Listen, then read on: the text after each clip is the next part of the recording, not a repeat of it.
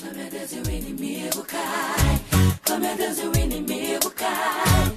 Glória a Deus, glória a Deus, glória a Deus e o inimigo cai. Glória a Deus. Aleluia. Glória a Jesus. Salve a todos com a paz do Senhor Jesus. Meus irmãos, nós vamos estar louvando o nome do Senhor. Vamos cantar hinos de adoração ao Senhor nosso Deus. Gostaria de convidar os irmãos para nós estarmos abrindo a nossa carta, lei de número 107. Vamos louvar o nome do Senhor nosso Deus.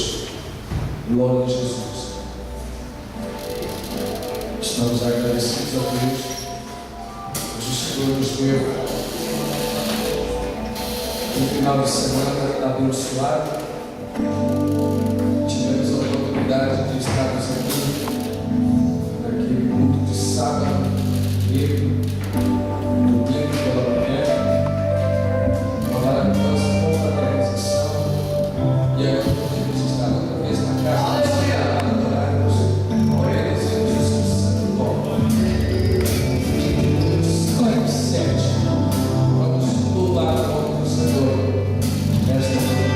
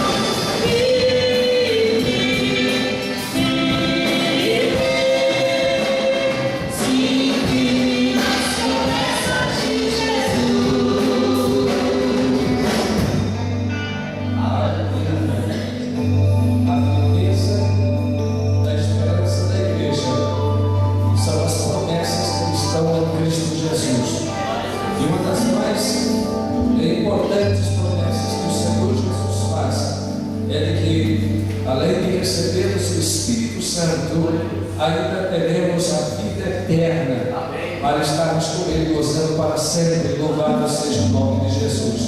Vamos estar louvando o Senhor com o hino de número 186. Glória a Deus. Hino de número 186. De valor em valor. Glória a Deus. As promessas são alcançadas quando exercitamos a nossa fé, quando cremos na palavra que o Senhor nos dá e perseguimos isto, confiando que o Senhor cumprirá a sua palavra em nossas vidas. Aleluia, glória a Deus. Pela fé que uma vez me foi dada pra seguir o Cordeiro de Deus, pela graça de Deus enviada, andarei com valor para os céus, de valor em valor, e seguir a Jesus meu Senhor, até que um dia receba no céu a coroa que me dará Deus.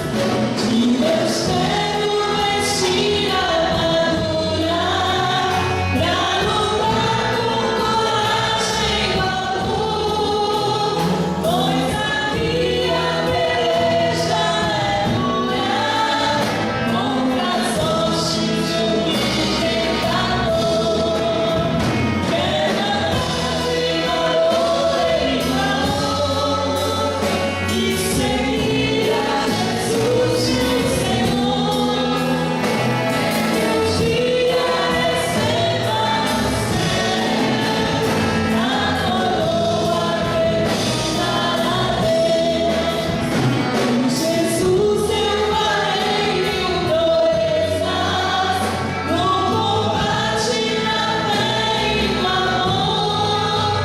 Nele tenho vigor e destreza, pra lutar e pra ser vencedor.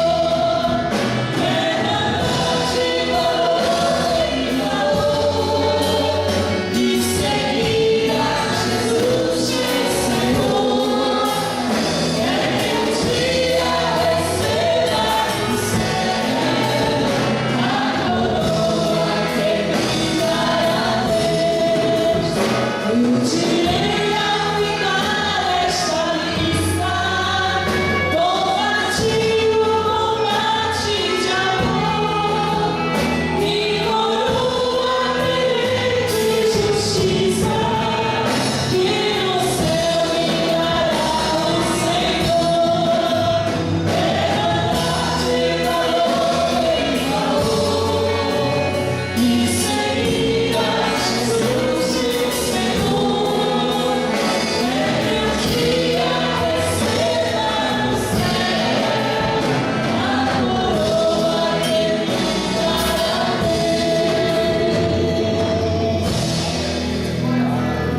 Louvado seja o nome de Jesus.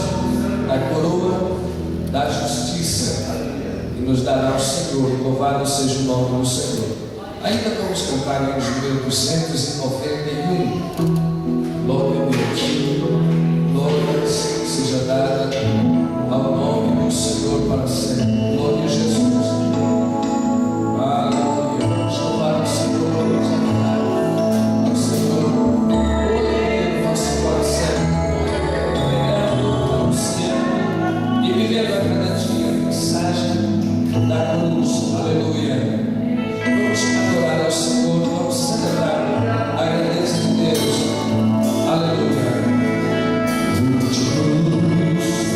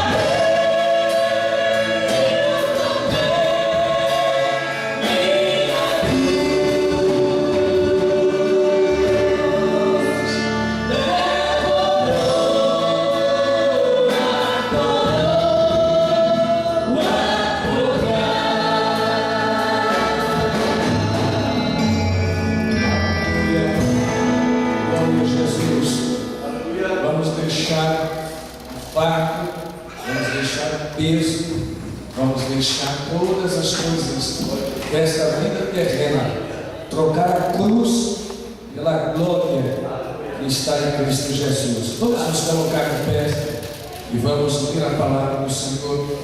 Quero convidar aqui o diácono Dorival para estar lendo a palavra do Senhor e orando também com toda a igreja. Louvado seja o nome do Senhor.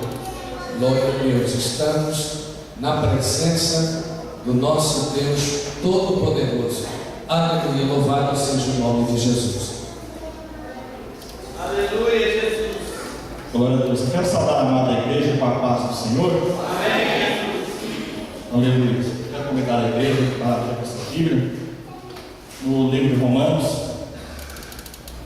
capítulo 5, a partir do verso 1, vamos ler alguns versículos aqui até o 11, para a nossa meditação.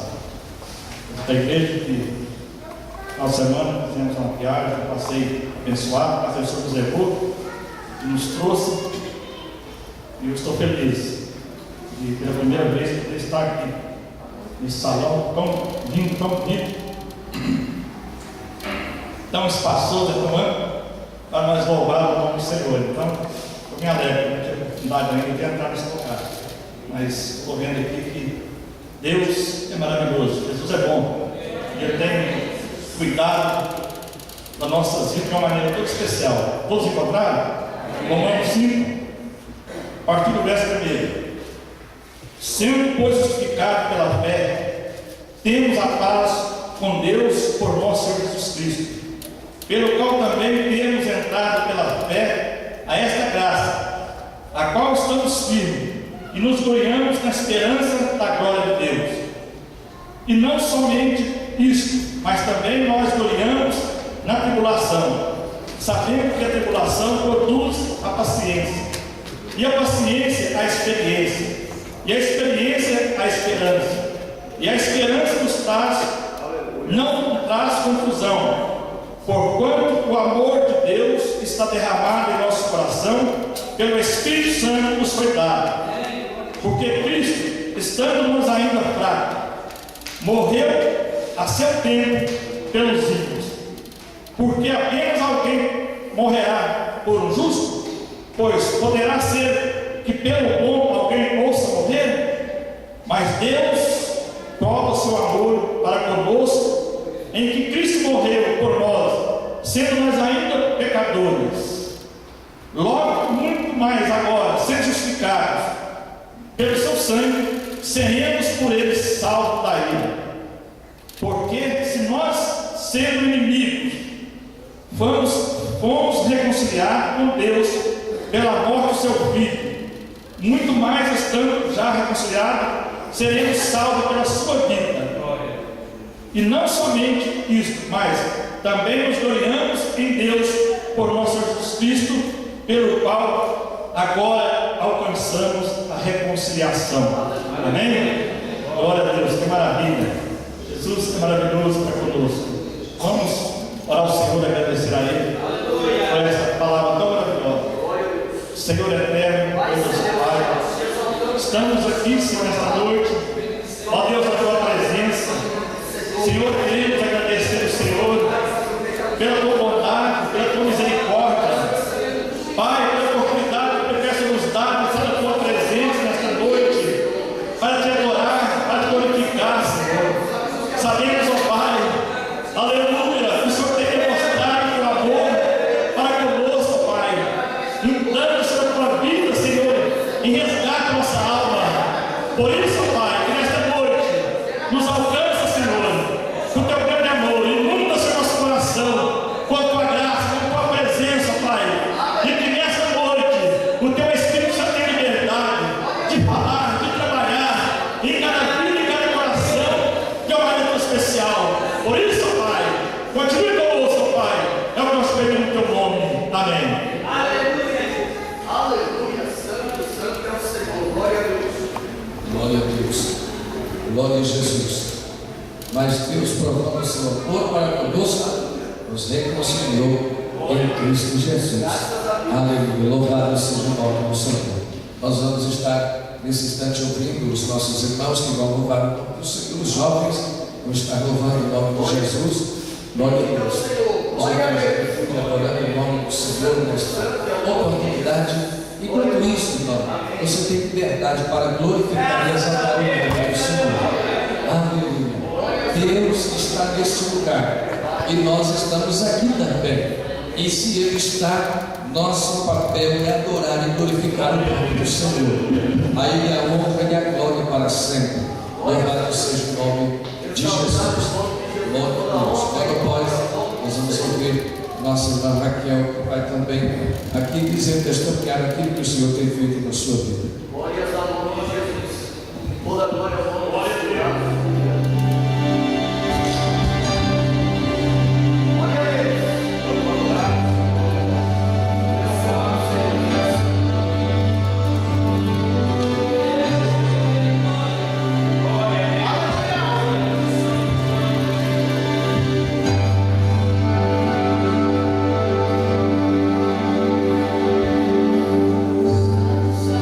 Santo,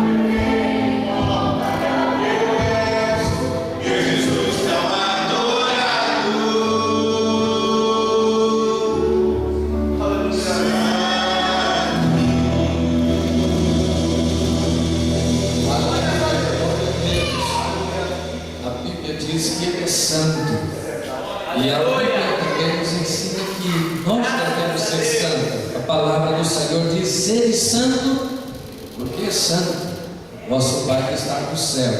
Aleluia, glória a Deus. Então é nosso dever nos afastar do pecado e vivermos uma vida de santidade na presença do Senhor. Aleluia. Nossa irmã vai estar testemunhando daquilo que Deus tem feito em sua vida. Louvado seja o nome do Senhor Jesus. Logo após as irmãs também do grupo de mulheres vão estar louvando o nome do Senhor. Amém. Cumprimento a igreja com a paz do Senhor. É maravilhoso demais, né? Deus é tremendo e diante dessa igreja, sinceramente, um sonho concretizado, né? Desde sábado, quando eu entrei aqui dentro, eu senti a emoção de orar para essa igreja, para ver todo mundo que eu amo juntinho agora. Então, assim, só tenho que agradecer mesmo ao Senhor. E tem um versículo que está em Isaías 64:4, que diz assim: porque desde a antiguidade não se ouviu, nem com os ouvidos se percebeu, nem com os olhos se viu um Deus além de ti, que trabalhe para aquele que nele espera. Diante desse versículo, que quantas vezes eu tenho orado, né, na presença do Senhor e agradecido a Ele por tudo que Ele tem feito na minha vida, quantas lágrimas eu já derramei, se eu fosse falar, se eu fosse medir, eu nem sei. Mas eu quero dizer à igreja que vale a pena entregar-se na mão deste Deus que trabalha para aqueles que nele espera. Porque diante de tanta lágrima, de tantas coisas, eu simplesmente confiei no Senhor. E hoje, quando eu olho para a minha família, eu quero só dizer, só tenho a agradecer. Para aqueles que ainda não me conhecem tanto quanto os irmãos que estão comigo há mais tempo, eu tenho 2 filhos lá no Brasil, que diante da idade, o que todo mundo fala de jovens, adolescentes, o Senhor sempre disse: simplesmente continua e confia que eu Deus cuido. Graças a Deus. Minha filha no mês passado batizou, tem 12 anos, e disse para mim assim: mamãe, eu quero crescer depressa, eu preciso me batizar, não vou esperar pela senhora. E foi. Está caminhando com o Senhor, está aprendendo a tocar violão, está cantando na igreja, o meu filho está na igreja com o Senhor. Então, assim, eu só tenho a agradecer a Deus por aquilo que Ele tem feito, porque vale a pena se entregar na mão deste Deus e deixar Ele trabalhar para você. Vale a pena você confiar nele, porque eu sei que durante muito tempo eu caminhei e chorei, porque assim, eu quero meus filhos, Senhor, comigo, eu quero eles aqui comigo. E Deus simplesmente, lá, Ele me mostrou que vale a pena confiar, porque Ele tem disciplina. E mais, gente, o que eu acho mais interessante é que a minha mãe era forrozeira. Não pediu um baile, um forró, saltando dessa altura e dançava. Minha mãe crente hoje vai batizar. Então, assim, o que eu posso mais dizer diante deste Deus? Simplesmente confiar. Então, que essa igreja nessa noite simplesmente se entregue e confie. E acabei de descobrir hoje que o meu bisavô é português.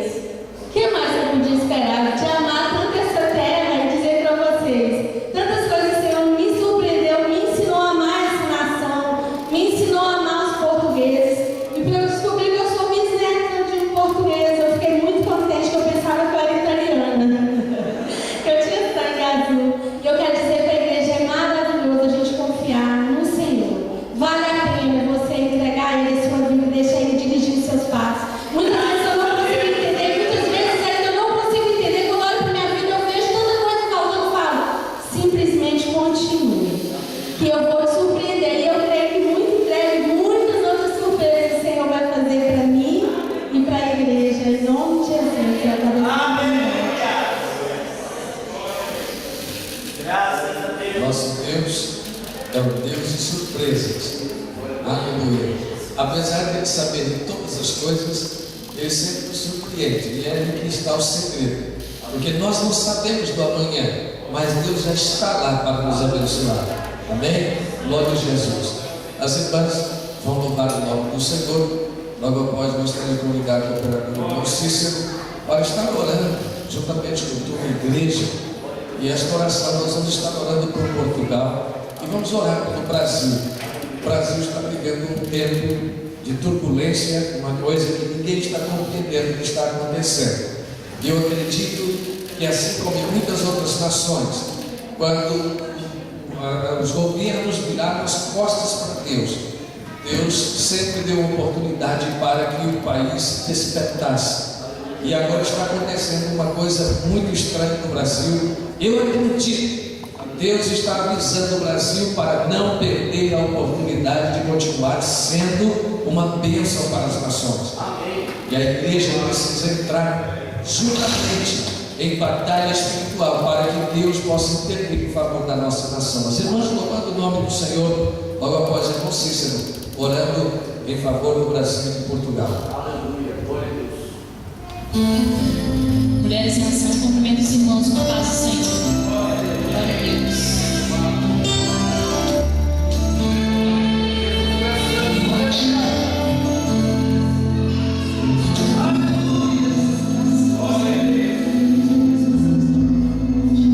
Santifica-me.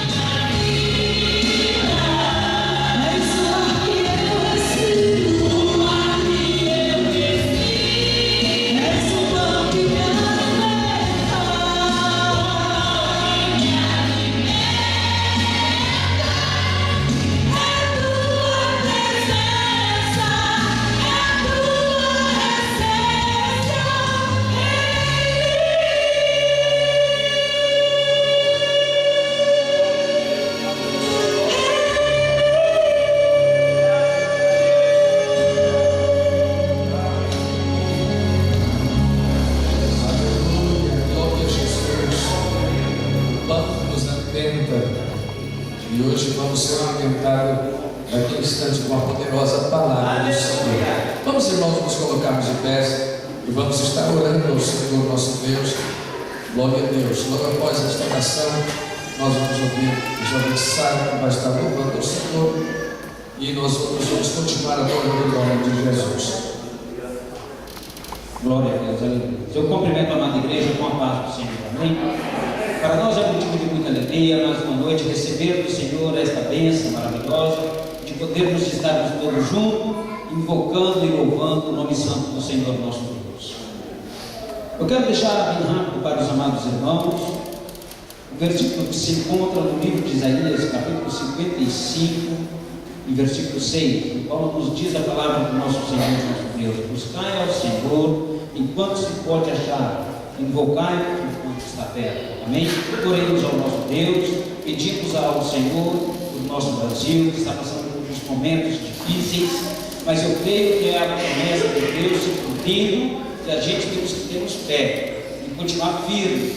Vamos clamar por esta nação, também que a gente podemos perceber que há muitas almas que necessitam.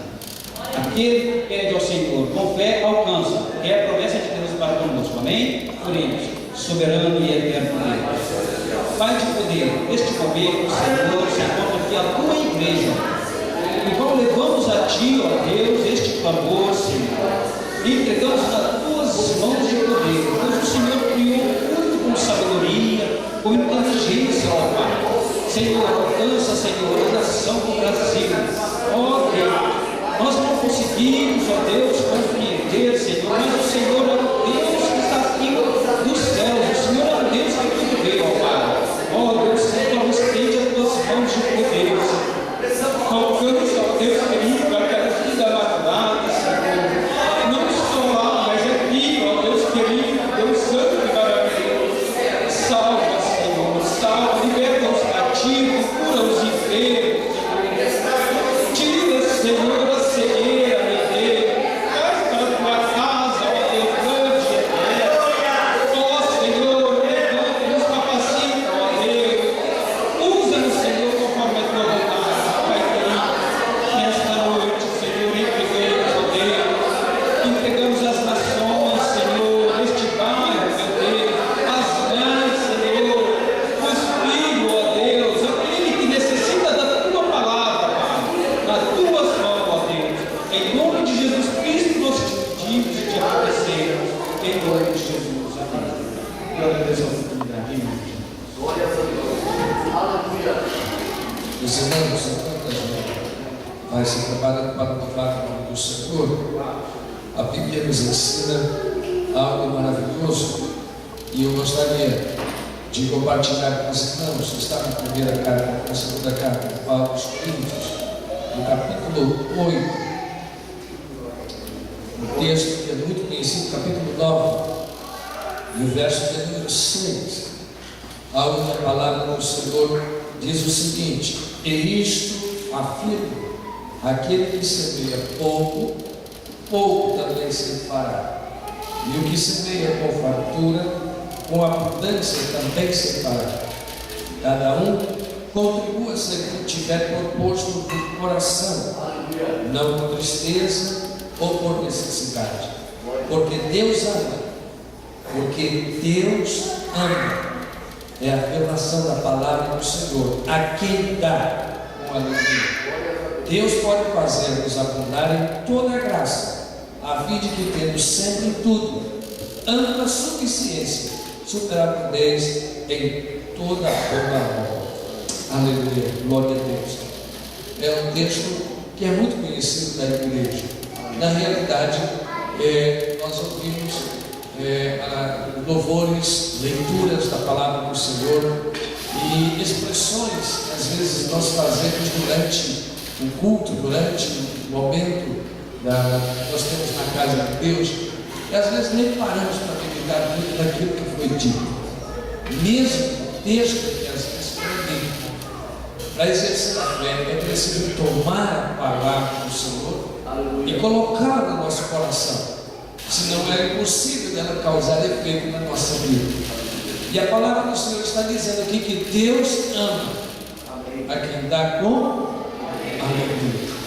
Deus sente prazer nisso.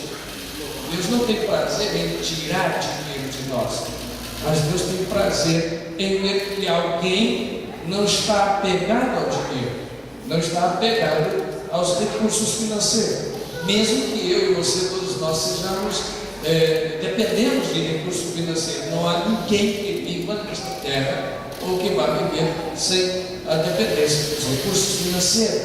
Porém, nós não podemos viver debaixo do controle dos recursos financeiros. E o Senhor está dizendo que Deus ama a quem dá com alegria. É possível que durante a nossa vida de crente nós entregamos dinheiro, entregamos outros bens, ou entregamos outros tipos de ofertas na casa de Deus.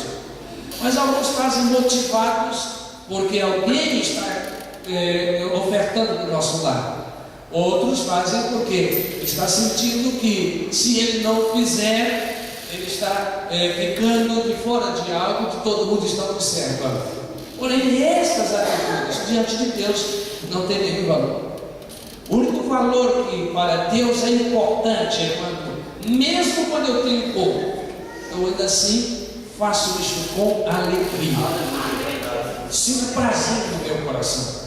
E o Senhor está dizendo, Paulo estava dizendo, o Senhor abençoa, Ele vai fazer com que cada um vai viver abundantemente. O verso 8 diz: pois Deus pode fazer-nos abundar em toda graça, a fim de que temos sempre em tudo ampla suficiência, ou seja, para que não tenha necessidade, mas viver o suficiente, nem para mais e nem para menos, viver suficientemente. E é tão interessante esta palavra. Diz a palavra do Senhor que nós devemos superabundar, ter em quantidade. O Senhor deseja que isto aconteça em nossa vida. É o desejo de Deus. Mas para isto acontecer, é preciso que aquilo que eu faça para o Senhor, eu preciso fazer com prazer. Fazer com amor, para que o nome do Senhor seja glorificado. E o inimigo, irmãos, ele é vencido nisso. O inimigo é vencido nisso. A palavra também está dizendo que eu não posso dar nem por tristeza e nem por necessidade. Primeiro, eu não posso ficar triste depois que eu oferto.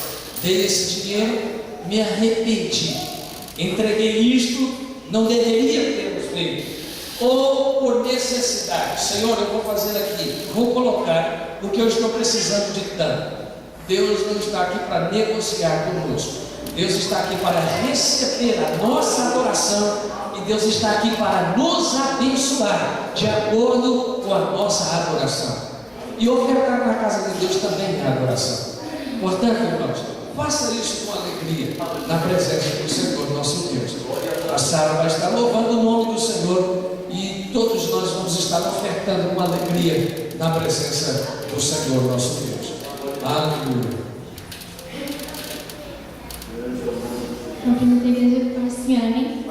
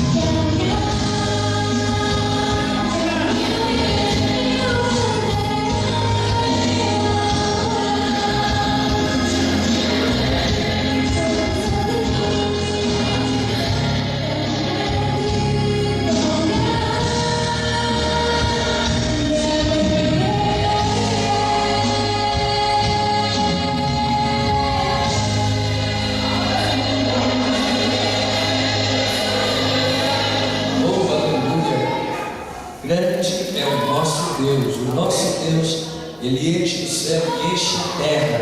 Aleluia, está no controle de todas as coisas. E nós bendizemos o seu santo e precioso nome. Aleluia, glória a Deus. Meus irmãos, está conosco o senhor Avelino. Ele esteve aqui no sábado, esteve no domingo, e prometeu estar aqui hoje. E não só hoje, mas nos dias em que estiver trabalhando aqui, estar aqui na casa do Senhor. Nós louvamos a Deus. E não é mais uma vez, senhor Avelino, a estar. E é uma alegria tê-lo aqui conosco. A igreja está feliz com a presença do senhor Avelino. Pode confirmar isso dizendo amém? Amém. Seja bem-vindo em nosso meio, em nome de Jesus. Também está conosco, depois de alguns dias, a família do irmão Francisco, toda a família. E nós estamos felizes com eles aqui hoje. Por favor, fique de pé, tem alguns irmãos que nos conhecem. A igreja está feliz com a presença dos nossos irmãos. Pode confirmar isso dizendo amém? Amém.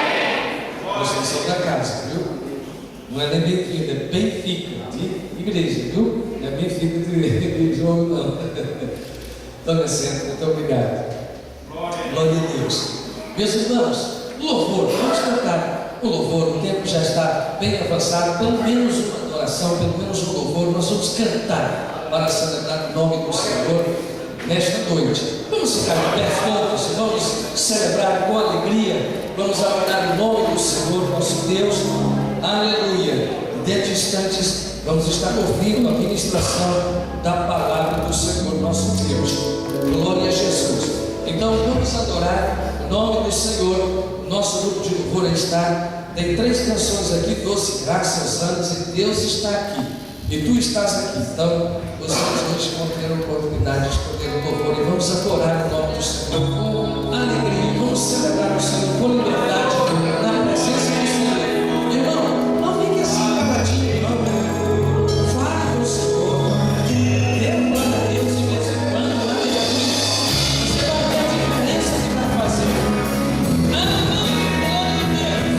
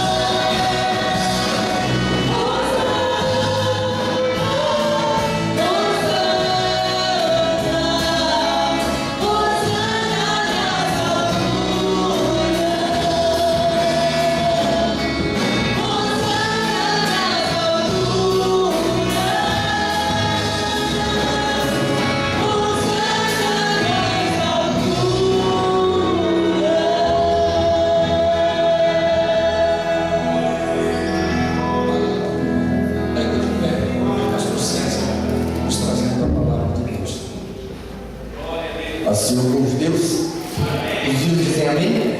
Amém. Abra sua Bíblia, segundo livro dos Reis, capítulo 6. Não quero cansar os irmãos nesta noite, mas quero entregar tudo aquilo que o Espírito Santo me confiou neste dia para compartilhar com os irmãos nesta oportunidade. Desde ontem à noite eu estava pedindo ao Senhor uma palavra, tendo em vista não conhecer a sua necessidade, mas tendo a confiança, a segurança de que aquele que sonda, que escuta até o interior do Pai, ele está aqui, é o dono da igreja, conhece a minha e a sua necessidade. E a palavra que Deus me confiou para entregar nesta noite é que é tempo, diga comigo, é tempo de restituição. Diga mais forte, é tempo de restituição. Quando nós olhamos Atos 5, o livro do pregador, no capítulo 3, versículo 1 a versículo número 8, fala de 28 tempos. Mas o tempo que eu quero me referir nesta noite é o tempo da restituição. Abra a Bíblia, você que abriu o segundo livro dos Reis, capítulo 6, versículo de número 5 e versículo 6 e 7. Esse texto é bem conhecido daqueles que estudam doutrinariamente a palavra do Senhor.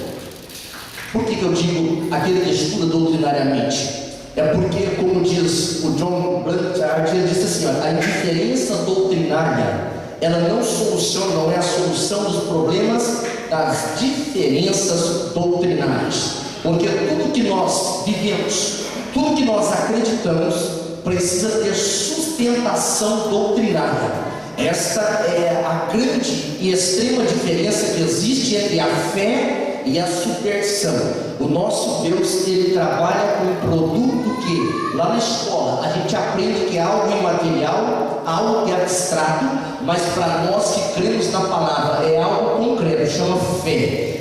Fé é o oposto, fé é diferente de superstição. Por isso que o escritor aos Hebreus, inspirado pelo Espírito Santo de Deus, que é o agente da fé, ele diz que a fé, no capítulo 11, versículo 1, é o firme fundamento das coisas que não se vê e a prova daquilo que se espera. O que é fé? Fé é tomar posse hoje daquilo que ainda vai acontecer amanhã. Isso é possível. Isso é possível porque a palavra garante que isso é possível. É tão possível que o mesmo escritor, no capítulo 11 de Hebreus, versículo 6, ele diz que sem fé é impossível agradar a Deus. Quem tem fé, diga glórias a Deus.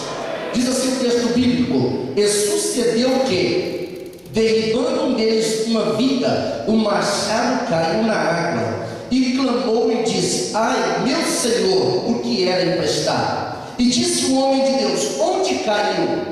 E mostrando-lhe ele o lugar, cortou um pau e o lançou ali e fez nadar o ferro ou o machado, e disse: levanta-o. Então ele estendeu a sua mão e o tomou. Quem crê, diga amém.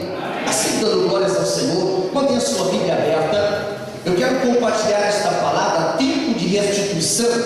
Quando eu me refiro à palavra tempo, eu não estou falando de cromos, eu não estou falando dessa mudança que o relógio produz por 24 horas, que nós chamamos de dia e noite, ou seja, um ciclo completo de 24 horas. É absoluto que não. Eu estou falando do tempo kairos, é o tempo de propósito. A Bíblia explica lá no livro do Eclesiastes, no capítulo 8, versículo 6, a parte inicial, dizendo que para tudo há um tempo e há um propósito. Na Bíblia Revista e Atualizada, a versão, a expressão diz: para tudo há um tempo e há um modo. Propósito é a maneira pela qual o nosso Deus estabelece as coisas. Nós sabemos desde a infância, isso é inato a nós, que expandir é algo que é inerente ao ser. Alguns dias eu estava vendo uma criança da igreja, uma criança bem pequenina, e ela calçava, tentava se ajeitar dentro da sandália da mãe, ou seja, no mesmo pé de sandália caberia os dois pés daquela criança. É um sentimento inato, é uma atitude inata que a criança já nasce com ela, e isso na fase jovial fica expansivo, e quando nós chegamos à idade madura, à idade adulta, o nosso desejo agora, ele começa a criar proporções sabemos aonde vai chegar. Quando nós olhamos para a palavra do Senhor, no livro do profeta Jeremias, o profeta Jeremias, no capítulo 1, não obstante ser um homem, já um jovem de 24 anos de idade, ele diz, de acordo com a revelação que ele recebe de Deus, que ele diz: eu não passo de uma criança, eu não sei falar. E essa expressão agora o Senhor corrige, o Senhor agora ensina para Jeremias: Jeremias, é eu que te chamei, é eu que coloco as palavras na tua boca, e eu te dei por nações, por profeta às nações. O que Deus estava dizendo para Jeremias, que estaria usando aquele profeta para restituição. Quando eu olho para o capítulo 32 de Jeremias, o Senhor manda Jeremias comprar uma terra que ainda não existia, uma terra que estava na mão dos caldeus, mas Deus, que é o Deus da restituição, ele diz para Jeremias comprar a terra. Não é que Deus queria solapar Jeremias, é que Deus que realizaria a restituição. Então entenda comigo nesta noite que expansão, expandir é algo que nasce em nós. Restituir, restituição é um processo divino na nossa vida que precisa de comigo. Restituição, diga forte, restituição é um processo divino que precisa ser atendido, palavra, e precisa ser vivido se eu quero de fato receber a restituição. Restituir é um ato divino. Para tal, como eu citei Eclesiastes 8:6, é preciso compreender o tempo, o kairos de Deus e o propósito de Deus.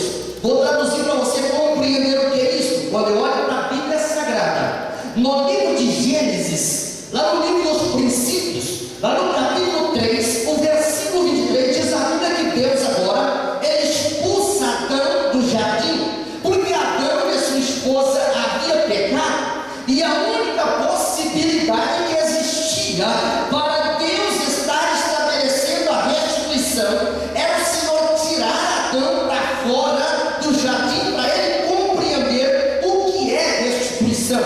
O apóstolo Paulo, quando ele está escrevendo aos irmãos de Roma, a carta aos Romanos, no capítulo 3, no versículo 23, ele diz que o problema não era só de Adão, o problema não é do primeiro casal, o problema é meu e o problema é seu. Porque lá no capítulo 3 de Romanos, no versículo 23, a expressão vernacular diz que todos pecaram e destituídos estão da glória de Deus. Destituir é perder, destituir é não ter, é não absorver, é não viver. Então, quando a Bíblia Sagrada revela em Romanos 3:23, para nós não sentirmos que somos mais importantes ou melhores do que Adão, lá no capítulo 3:23 de Romanos, ele diz que todos generalizou a universalidade da humanidade debaixo do mesmo gozo, debaixo de um mesmo propósito. Havia perdido a glória, havia perdido a possibilidade do relacionamento. Então isso faz a gente compreender aquilo que Jesus ele fala, e o escritor João escreve lá no capítulo 3, e no versículo 17, ele diz: o Deus que enviou seu Filho ao mundo, enviou para um propósito. Digo comigo, Deus enviou o Filho para um propósito. Não foi condenar o mundo, e absolutamente não, foi para salvar o mundo. Quando eu olho para a expressão sagrada de João 13:17, que ele enviou para um propósito, este propósito era o propósito da restituição, porque Paulo ensina isso com muita sabedoria, com muita propriedade. Lá no capítulo 6 de Romanos, versículo 23, ele fala que o salário do pecado é a morte, mas o dom gratuito de Deus é a vida eterna. Essa expressão sagrada, ela faz toda a diferença quando nós lemos João 19:30, porque lá no Evangelho de João, no capítulo 19, versículo 30, o Senhor diz: está consumado. Quem não conhece o contexto da restituição, esse versículo ou esse prato, essas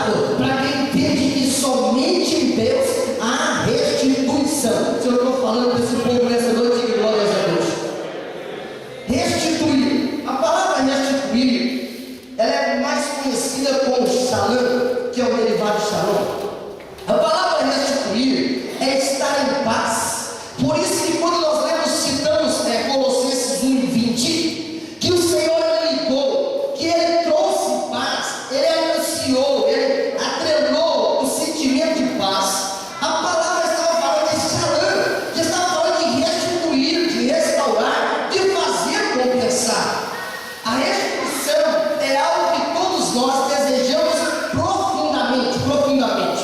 Quando nós estávamos meditando esta palavra aqui, salta ao nosso coração aquilo que, segundo Reis, capítulo 8, versículo 6, aquela expressão de restituição. O Senhor agora, usando Geazi para falar com o rei, dizia: olha, a mulher que o Eliseu restituiu as coisas, ela estaria sulamita. Aquela restituição, ela só aconteceu porque aquela mulher sulamita, ela caminhou o caminho da obediência. O caminho da obediência. O caminho da obediência foi aquela mulher ouvir a voz do profeta Eliseu, sair da sua casa, sair da sua parentela e ir peregrinar por 7 anos na terra dos filisteus. Como pode alguém sair de Jerusalém, alguém sair do convívio da sua família, acreditando em uma palavra? É porque aquela mulher sabia que a palavra de Deus na boca do profeta Eliseu era a palavra da restituição. Ela teve na sua casa a oportunidade de ver o seu filho agora moribundo, morto em uma cama, e ela teve a oportunidade de ver a vida do moço sendo restituída. Se Deus restituiu, se o Senhor ressuscitou o filho, trazer de volta para Jerusalém, trazer de volta para Sunem, era a coisa mais fácil. Aquilo que aflige a nossa alma é muito pequeno diante daquilo que Deus pode fazer. Deus pode, Deus faz, Deus age, Deus intervém de forma direta para fazer aquilo que é sobrenatural na nossa vida, porque Deus é Deus de restituição. Deus é Deus de restituição. Esse moço que nós referimos o texto, no segundo livro dos Reis, capítulo 6, a Bíblia explica que a escola de profeta, o texto deixa a gente entender isso. A escola tinha crescido, tinha aumentado, a obra estava expansionada, expansão é inato. As pessoas estavam dizendo: a cidade cresceu, a igreja cresceu, o povo de Deus cresceu, precisamos ampliar a tenda. E Deus então no coração diz: é o tempo de eu mostrar restituição. Nós estamos vendo cada irmão que assume a oportunidade de dizer assim: eu estou feliz, eu estou maravilhado, eu estou surpreendente. Não é pela beleza do santuário local que nós congregamos, não, é porque é um tempo de restituição para a minha, para a sua vida, para a nossa família, para Portugal. É o tempo de restituição para a igreja. Prepara, porque Deus vai restituir dons espirituais, Deus vai restituir unção, Deus vai restituir fervor, Deus vai restituir fé, Deus vai restituir convicção, porque convicção e restituição somente a palavra de Deus pode produzir. Quem está entendendo, diga glória a Deus. Pastor, mas se eu pecar, também tem oportunidade de restituição? Tem. Se nós lermos no livro do profeta Samuel, no capítulo de número 11, a Bíblia retrata uma história terrível, porque esta é a lindeza da palavra. É isso que é glamouroso na Bíblia. É porque a Bíblia ela é imparcial, ela relata mentira sem mentira. É a Bíblia Sagrada. Se o homem de Deus falha, ela revela a falha dele, não apenas para expor o pecado, mas ela mostra que em Cristo Jesus a barreira da inimizade foi removida e tem oportunidade de restituição. Esse homem chamava Davi um homem segundo o coração de Deus, um homem que Deus tinha intimidade com ele e ele tinha intimidade com Deus. Ele mostra lá no capítulo 2 do Salmo, o Salmo de número 51. Esse salmo ele foi escrito depois que esse homem falhou, depois que esse homem pecou, depois que esse homem pensou que o seu pecado ficava debaixo do tapete. E Deus disse: não, Senhor, eu vou trazer a memória, eu vou colocar na mesa, eu vou colocar aqui no tablado, e você vai perceber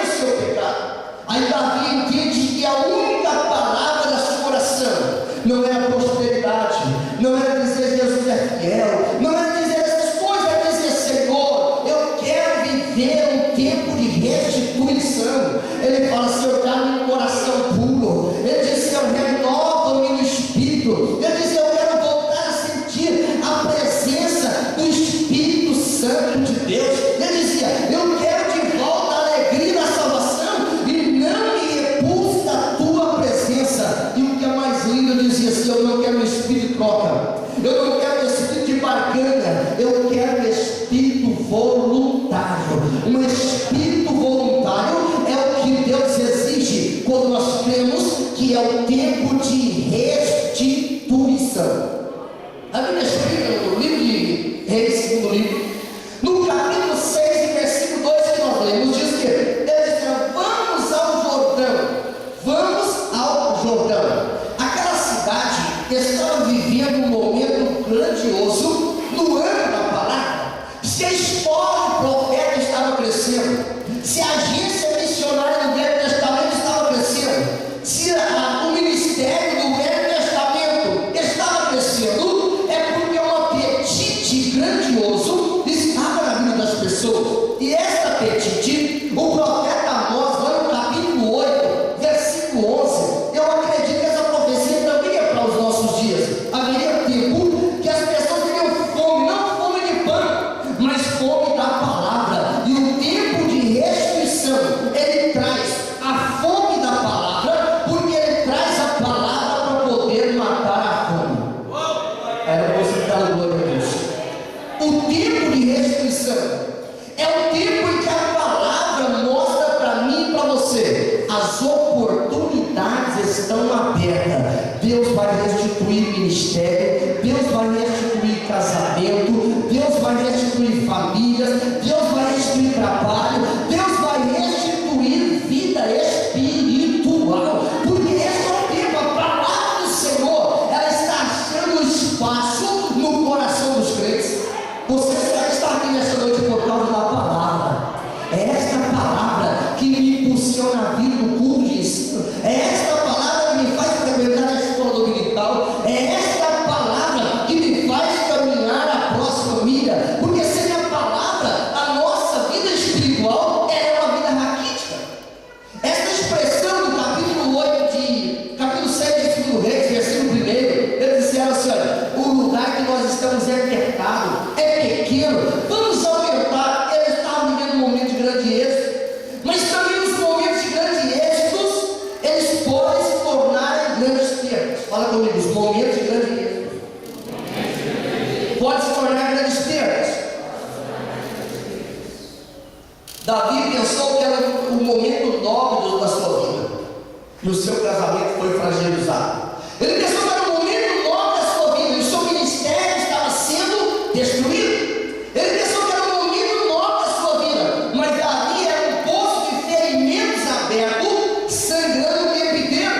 Ele pensou que era um momento de grande êxito, mas a economia, a nação estava sendo prejudicada, porque esse cenário de perdas, esse cenário de danos, ele clama: é o tempo de restituição. Quando você assiste as notícias e vê crimes, você vê homicídio, você vê enganos, corrupções, você vê perda de valores morais, a terra está clamando: é o tempo de restituição. Esse moço, ele vai para o Jordão. Jordão quer dizer aquele que desce. Diga comigo: Jordão quer dizer aquele que desce.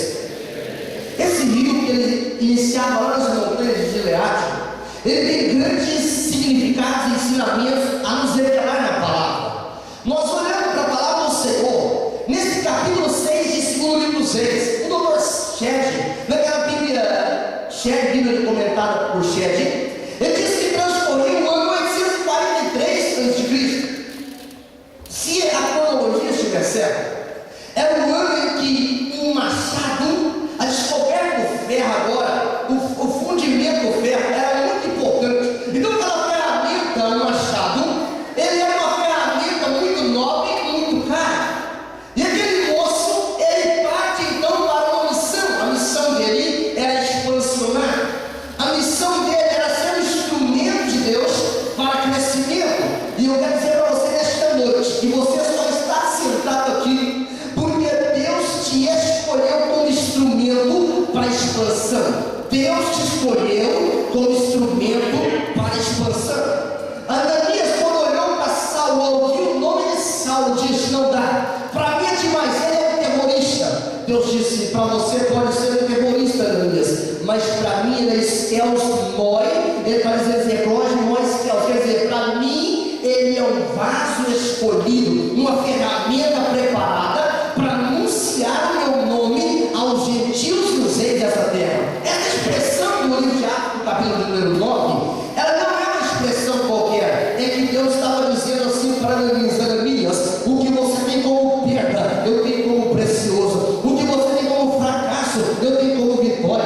O que você tem como perdido, eu tenho como achado. O que você tem coisa que não serve, para mim é algo precioso e especial. Você pode se olhar no espelho e dizer assim: o que será da minha vida? A minha vida não tem o menor sentido, mas a ótica divina diz: tem todo sentido, porque para a tua vida tem um tempo e eu tenho também um propósito.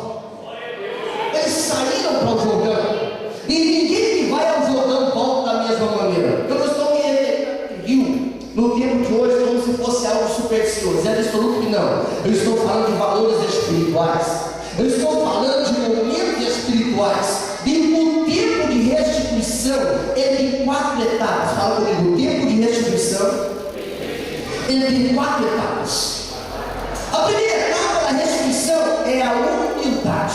Essa qualidade, essa característica não é de uma pessoa fraca, não é de uma pessoa derrotada. A humildade, ela não é uma apologia à estagnação, não é uma apologia à inércia. A humildade é uma coragem sob controle, é uma coragem dinâmica. Quando nós olhamos para as autoestradas e nós conduzimos por aquelas autoestradas e sentimos a segurança para aumentar a velocidade, é porque temos a confiança de que a pavimentação é boa, de que a pavimentação é segura. Porque quando a pavimentação é comprometida, a gente pisa no freio, a gente tenta desviar, porque sabe que aquela pavimentação é comprometida. Para poder viver o tempo da restituição, a primeira etapa é a humildade. Diga a humildade.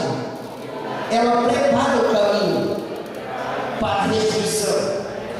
É interessante que aqueles moços, eles não foram sozinhos, porque quem quer viver o tempo de restituição, ele não é uma ilha, ele é um corpo. Quem quer viver o tempo de restituição, ele não é um fato isolado, ele é um conjunto. É por isso que a palavra do Senhor diz, Paulo aos Efésios, lá no capítulo 4, versículo 3, diz: mantém, esforçai-vos diligentemente para manter a unidade do Espírito no vínculo da paz. Restituição é uma aliança de paz, restituição é reaver através da paz. Então, quando nós olhamos para o segundo livro de Reis, no capítulo 6, versículo número 3, os filhos dos profetas, eles não fizeram isso só, porque eles sabiam que poderiam precisar de ajuda. Eu disse que expansão é inato, restituição é um processo divino. Por que eu afirmo isso? O evangelista Mateus, lá no capítulo 11 do Evangelho de Mateus, versículo 29, ele mostra quem é a motivação, quem é a direção, quem é o alvo do caminho. Jesus diz: aprendei de mim, porque eu sou o quê? Sou manso e humilde de coração. Quando Jesus usou essa expressão, Jesus não estava dizendo como um derrotado, ele não estava dizendo como alguém fragilizado, ele estava dizendo alguém que sabe o que estava falando, sabe o que estava vivendo, sabia de onde veio e sabe onde vai chegar. Por isso que a expressão de Hebreus capítulo 13 e o versículo 8 é notório para nós. Ele é o mesmo ontem, ele é o mesmo hoje e ele será eternamente. Quem se humilha no lugar certo, ele vai viver tempo de restituição. Qual é o lugar certo? Tiago, meu irmão de Jesus. Por que meu irmão? É porque Tiago se converteu após Cristo ter assunto ao céu. Tiago não se converteu na primeira pregação de Jesus. Tiago não se converteu quando João pregou arrependimento, não. Tiago não se converteu quando Jesus multiplicou os pães, é absoluto que não. Mas a palavra do Senhor diz que Tiago se converteu ao ponto de ele escrever no livro de Tiago, capítulo 4, versículo 10, diz: humilhai-vos perante o Senhor e ele, fala comigo, é ele que vos exaltará. Aleluia. Tempo de restituição não é estratégia de marketing. Tempo de restituição não é dinâmica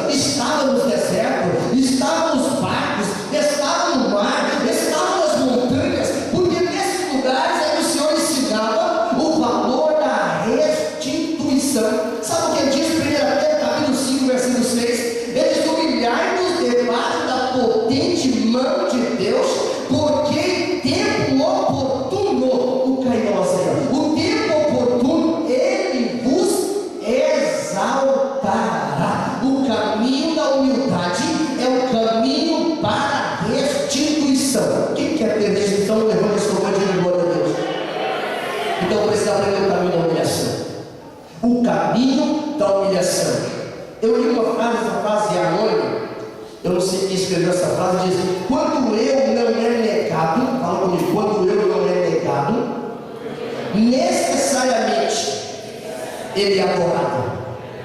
Quando eu não é negado, necessariamente ele é adorado. É por isso que o apóstolo Paulo, quando ele está escrevendo a primeira carta aos Coríntios, lá no capítulo 11, versículo 1, ele fala assim: olha, sede os meus imitadores, como eu sou de Cristo. Por que o apóstolo Paulo chegou a essa conclusão? É porque quando ele estava caído nas areias quentes, ali no caminho de Damasco, e ele agora, o cego, não conseguia ver a luz do sol era grandiosa naquele momento, uma luz mais forte que o sol, e ele caído, ele pergunta: quem és tu, Senhor? Ele diz: eu sou Jesus a quem você persegue. Eu amo essa expressão na tradução da Bíblia, revista e corrigida, que o Senhor fala assim: passar dura coisa é para ti recalcitrar contra os meus aguilhões. Ele aprendeu que o caminho da vitória, ele aprendeu que o caminho da restrição da visão física, da visão espiritual, era o caminho da humildade. Sabe que Davi trilhou esse caminho? Por isso ele conseguiu escrever o Salmo 51. Ele trilhou chorando lágrimas de sangue. Ele ouviu o Senhor dizendo: eu não estou aqui para fazer a tua vontade, eu estou para fazer a minha vontade, porque sou eu que sou Deus. Não vou deixar a criança viver. O Senhor não permitiu, porque Deus estava restituindo na vida de Davi o âmbito espiritual. Deus não estava ali para cumprir o capricho de Davi. O Senhor, nestes últimos tempos da igreja, aqui na face da terra, Ele não está de pé no trono para cumprir capricho, não está para cumprir desejo, Ele está para estabelecer o seu plano. A Bíblia Sagrada explica, lá na carta no livro de Isaías, no capítulo 1, versículo 18: se quiseres e me ouvires, vai comer o melhor desta terra. O melhor desta terra não é o melhor cardápio de restauração, o melhor desta terra não é os melhores lugares de se viver, o melhor desta terra não são os melhores carros, o melhor desta terra é estar no centro da vontade daquele que não pode, daquele que não faz, daquele que não é, para a glória do nome de Jesus. Eles saíram para o Jordão, eles saíram para o Jordão, mas eles saíram com um propósito, dizendo assim: nós precisamos ser mais expansivos, mas nós não perdemos o foco da presença de Deus. Não perdemos o foco da presença de Deus. Esse homem chamado Eliseu, o profeta Eliseu, ele entendia perfeitamente que o caminho da humildade era o caminho da restituição. Porque ele aprendeu isso, ele desceu o Jordão, ele desceu a Betel, ele desceu a Gilgal, ele passa o Jordão, mas quando ele passa o Jordão da primeira vez e ele retorna, ele retornava diferente, porque desejou restituição. Ele não contentou com a unção de Elias. Ele disse: eu quero pedir uma coisa aqui, meu Senhor, eu quero que tu me dá porção dobrada do seu Espírito. Irmão, o crente não tem ídolo gospel, o crente não tem pregador que ele idolatra, não. Sabe por quê? Porque o crente que quer viver o tempo da restituição, ele acredita, ele tem fé nisso, tem convicção nisso, que o Deus que usou Moisés, o Deus que usou Davi, o Deus que usou Jeremias, o Deus que usou Isaías, o Deus que usou Elias, o Deus que usou Eliseu, o Deus que usou os apóstolos, ele é poderoso para te usar também para fazer a diferença nesse tempo. Deus vai restituir vida espiritual. Fica de pé em nome de Jesus. Quero ficar nesse primeiro ponto em virtude do horário, mas eu quero orar por você nesta noite, que quer entender este primeiro passo, esta primeira etapa. O caminho da humildade é o atalho mais rápido, é o caminho mais fácil para a restituição, mas é o meu direito. Coloca o teu direito nas mãos do Senhor, mas é a minha vontade. Coloca a tua vontade nas mãos do Senhor, porque é o Senhor que efetua em nós tanto querer quanto realizar. A Bíblia explica lá no livro de Efésios, no capítulo 3 e no versículo de número 20, a expressão sagrada diz que Ele pode fazer abundantemente mais do que aquilo que nós pensamos ou imaginamos, segundo